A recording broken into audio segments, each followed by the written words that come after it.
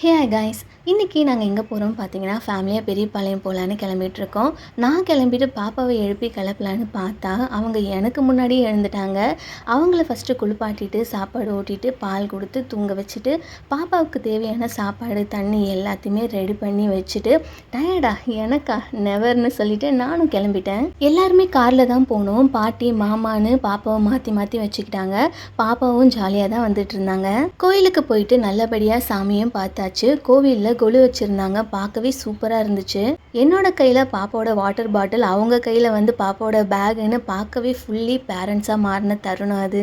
பாப்பா எங்ககிட்ட இருந்ததை விட மாமா கிட்ட தான் ரொம்ப நேரம் இருந்துகிட்டு இருந்தாங்க. அவங்க தான் தூக்கி வச்சுட்டு இருந்தாங்க.